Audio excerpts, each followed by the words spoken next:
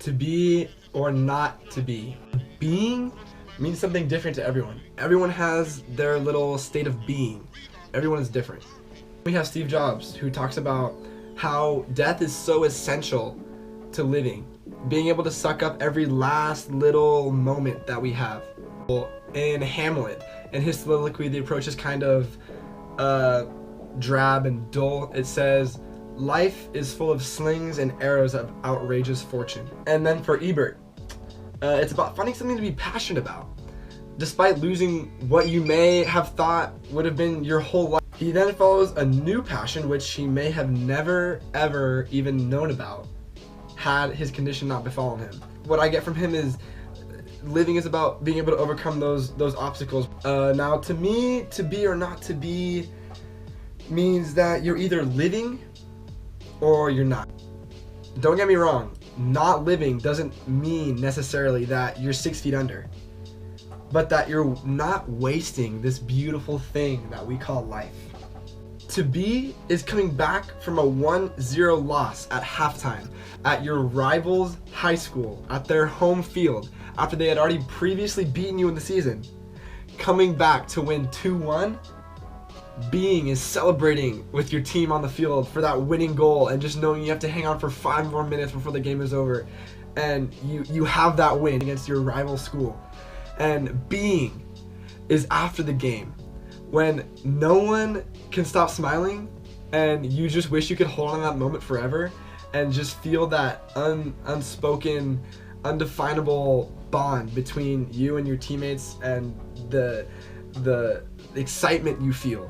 Being also, though, is unfortunately to me, after you lose 1-0 in the last minute, they score that ridiculous goal and there you are. But your team somehow comes together and then you feed off that emotion that your team gives you, and then everyone, you feel better about it.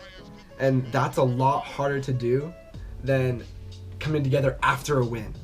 To come together after a loss, that is being. You see, being isn't about the tangible things in our life. Today our world makes it seem like we have to make money and get the grade, and we live for that new phone or those new clothes or that new car. No, being is being present in the moment and embracing life.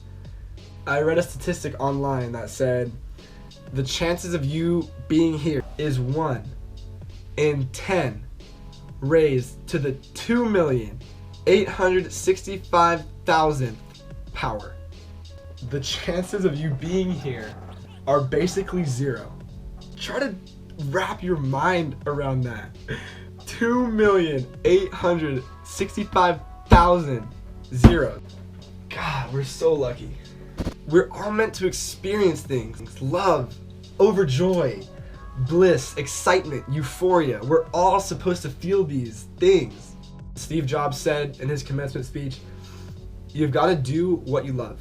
Everyone's rival game is different. Everyone loves something different. But no matter what it is, we either find it and be, and trust me, it'll take a lot. It'll take a lot of probing, testing, and trying. Or you can just give up and be there, just living, a warm body. I prefer the first one. You can absorb yourself in the moment, or you can be absorbed and be fixated on thinking about doing something. Be a part of the moment. So I'd like to end with one of my favorite things that Steve Jobs said in his speech, and he said, "If you live each day like it's your last, one day you will most certainly be right."